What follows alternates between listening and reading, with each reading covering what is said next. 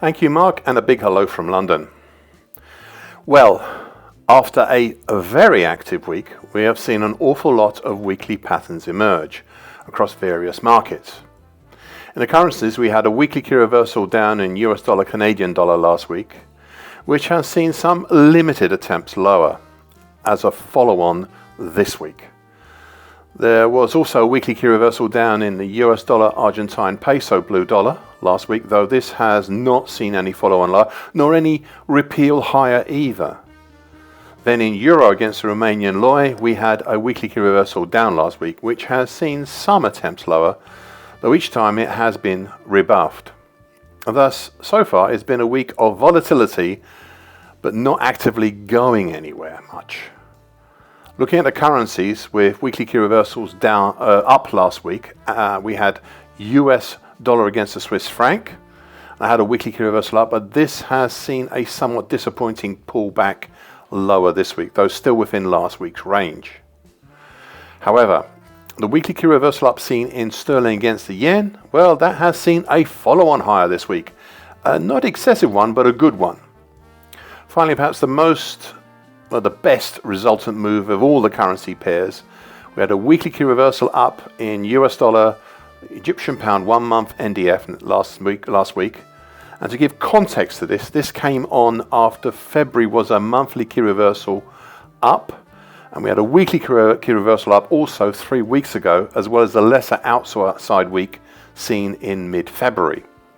This latest one last week was spectacular and had a spectacular follow-on Monday, but Tuesday had a pullback, and today we are below Friday's close, but still towards the top end of last Friday's range, as well as the top end of last week's range.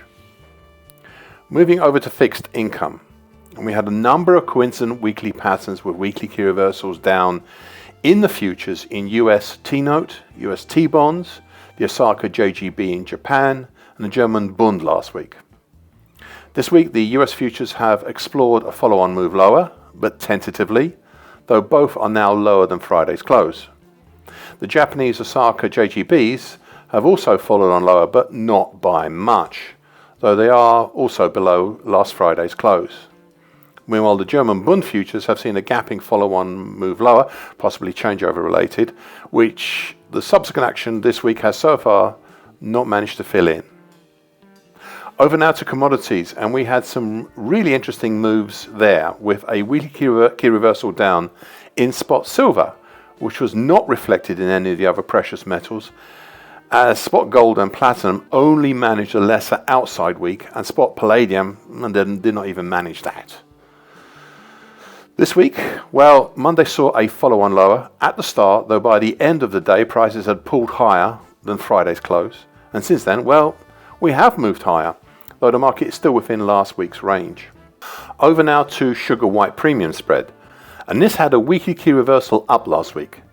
This week we have seen the market trying to mirror last week's range, as prices were caught in between the same gold long moving average we had overhead last week at 107.25 and support from a combination of the bright red neckline below of the February to September 2025 head and shoulders pattern, which is currently 97.75, and a declining mauve medium moving average, currently 98 even.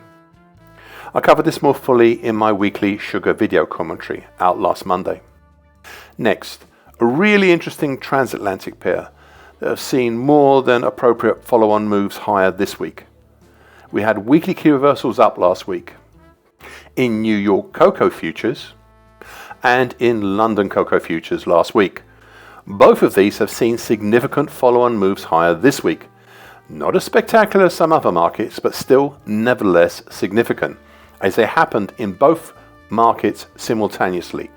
Plus, in New York cocoa, when we had these weekly key reversals up last time, we did see some nice follow-on moves higher in November last year, as well as in early August, though the late November rise lasted a little longer in what was otherwise a bearish market.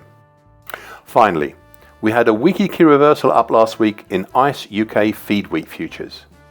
This was not supported in any other similar moves in any of the other grain markets, either over here in Europe or in the US, by such similar patterns. Thus, it immediately made me wary. However, we did see a small follow-on move higher on Monday, which was swiftly countered yesterday. The reason for this is twofold.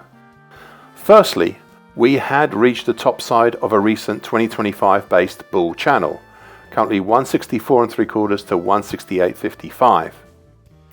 Secondly, we had a very significant dark blue neckline running through my daily chart, currently at 168.90, for two huge multi-year patterns just above the market, one of which dates from 2023 and the other from 2020, both valid till this day.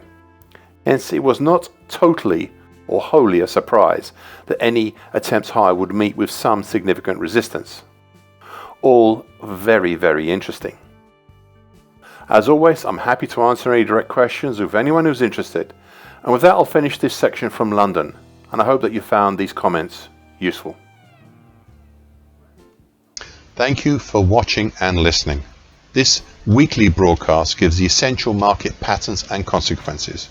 Please be aware of the risk disclaimer posted both at the front and at the back of this broadcast. Copyright is Eddie Tofpick and ADM Investor Services International Limited. And here comes the final important bit.